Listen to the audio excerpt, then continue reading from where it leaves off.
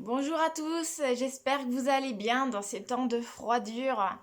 Donc voilà, nous sommes déjà début décembre et le froid est bien là, est bien installé et ça sent bien l'hiver. Alors aujourd'hui, je voulais parler plutôt avec vous développement personnel et laisser un petit peu le côté naturopathie de côté. Puisque je trouve que là, la saison, en fait, elle est assez propice à ça, à tout ce qui est introspection.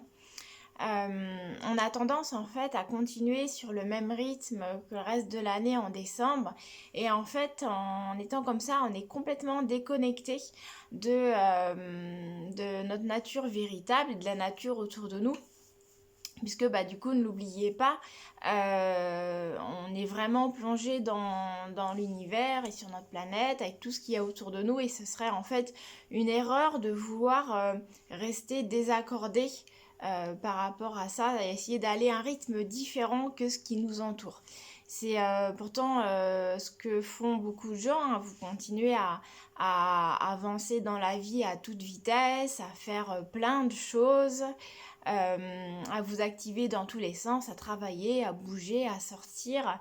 Là, il y a Noël qui approche et il y a une espèce d'effervescence qui se crée toujours chaque année autour de Noël et vous mettez une pression comme une espèce de course en fait, ou une compétition à faire des cadeaux, organiser les plus belles fêtes possibles, etc. etc.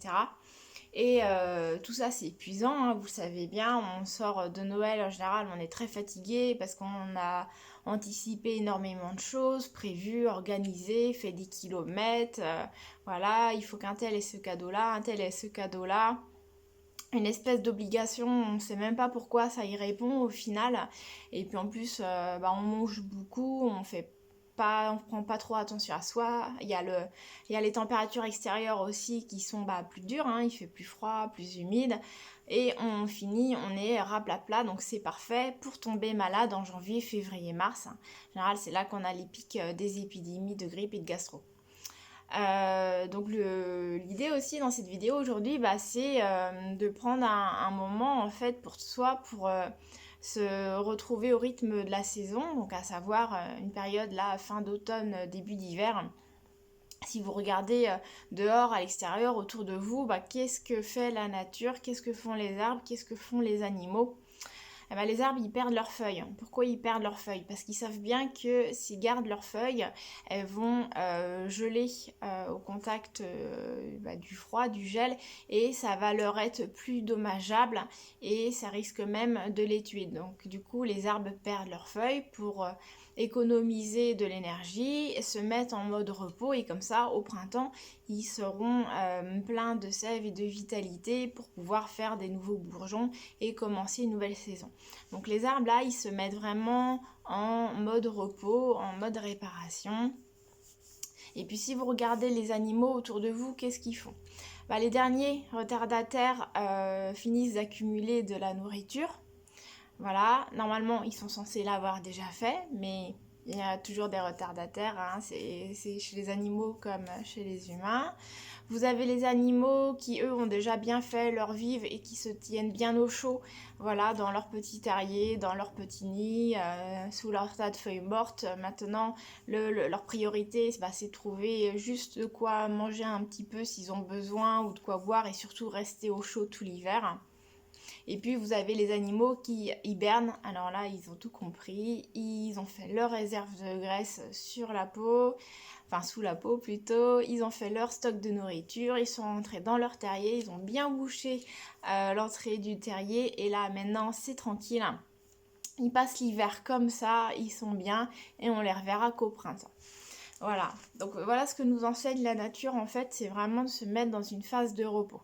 Et nous, pourquoi est-ce qu'on continue du coup à foncer? Vous voyez bien, il y a vraiment quelque chose qui n'est pas dans notre rythme, mais en fait, il y a une chronobiologie du corps à respecter, hein, c'est-à-dire une biologie en fonction du temps qui passe, et c'est pour ça qu'en hiver, on devrait aussi se ralentir, se mettre au diapason. Donc vous êtes nombreux à dire oh là là, cette saison on n'a pas envie de sortir de chez soi, c'est vraiment le mois que j'aime pas, on a envie de rentrer tôt. se mettre sous une couette et rester bien au chaud. Bah oui, c'est un appel de notre corps d'agir comme cela et c'est exactement ce qu'on devrait faire. Avant, traditionnellement, il y avait beaucoup de travail dans les champs. La majorité de la France avait un travail en lien avec l'agriculture. Quand il faisait nuit, les gens, qu'est-ce qu'ils faisaient? Ils rentraient chez eux. Parce que de toute façon, c'était plus possible de travailler dehors et sans électricité, c'était beaucoup plus compliqué. Donc ils rentraient chez eux et qu'est-ce qu'ils faisaient? Et ils se faisaient à manger, ils échangeaient en famille, entre amis, ils restaient tranquilles et ils se couchaient de bonne heure. Voilà, en fait c'est exactement ce qu'il faut faire, puisque on savait aussi très bien que toute la belle saison, toute la période de l'été, il y allait avoir énormément de travail à l'extérieur, donc c'était l'hiver qu'il fallait en profiter pour se reposer. Donc là, autant que faire se peut, essayez de le faire. Je sais qu'il n'y a pas toujours des métiers où c'est possible de le faire, mais c'est quand même important de préserver vos forces, d'autant plus si vous avez une activité professionnelle qui va être très prenante en cette saison. Donc essayez au maximum de vous préserver et gardez bien du temps pour vous. Et puis je trouve que c'est intéressant aussi comme on arrive à la fin de l'année, de faire un temps d'introspection. Donc je pense que la dernière vidéo de l'année, ce sera ça, ce sera un peu de vous orienter sur des axes de bilan. Mais déjà là, vous pouvez commencer à vous faire ce petit travail personnel pour après repartir sur des bonnes bases pour l'année prochaine. Alors sans pression aucune, l'idée c'est pas de vous mettre un jugement, de vous culpabiliser, de vous dire ah j'ai pas fait ci, j'ai pas fait ça. Non, on essaie de voir ce qui est positif, ce sur quoi vous avez progressé, ce sur quoi vous avez évolué. Il faut aussi que ce soit encourageant. Donc ça peut vraiment être des toutes petites choses. Si votre axe de progression dans l'année, ça a été d'apprendre à vous reposer un soir par semaine, moi je trouve ça super positif.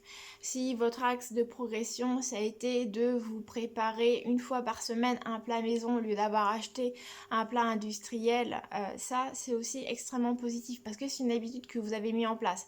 Après, si votre réalisation de l'année, ça a été le super beau voyage que vous aviez envie de faire depuis très longtemps, c'est génial aussi. Vous voyez, vous n'êtes pas obligé de vous mettre de grands objectifs. Il vaut mieux de petits objectifs qui soient facilement accessibles et du coup que vous réalisez.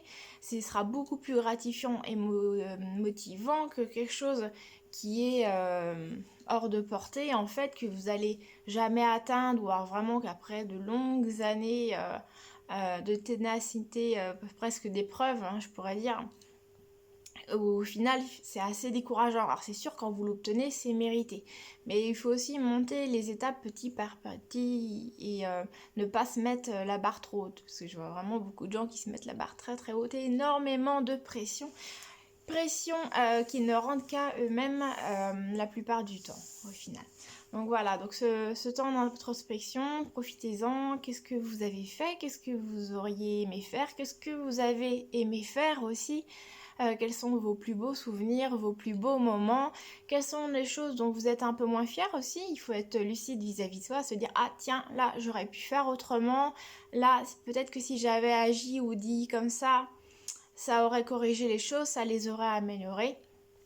Puisque c'est pas grave de faire des erreurs, de pas faire des choses, de se planter, c'est pas grave du tout. L'exemple du petit enfant qui va tomber plein de fois avant de se mettre réellement à marcher, on est tous passés par là. Et si on s'était arrêté au premier échec, on marcherait pas. Et maintenant, on va pas s'en tenir rigueur à nous-mêmes d'être tombé quand on apprenait à marcher. Là, c'est exactement la même chose. Donc c'est vraiment tout ce qui est échec, erreur, des occasions à apprendre. C'est d'occasions d'apprendre autrement, d'évoluer, et ça nous servira toujours de leçon quelque part. Donc si déjà, à chaque fois que vous vous trompez, vous faites une erreur, vous recevez une critique, vous dites « Ah oui, tiens, là c'est vrai, il y a peut-être quelque chose sur lequel je dois m'interroger, revoir ma façon de penser », c'est déjà énorme en fait. C'est comme ça que vous allez apprendre, que vous allez évoluer et progresser jour après jour.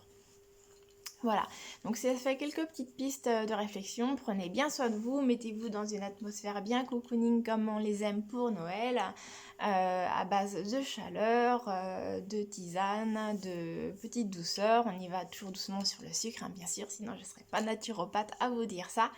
Je vous embrasse, prenez bien soin de vous, et puis je vous dis à la semaine prochaine pour une nouvelle vidéo. À très bientôt.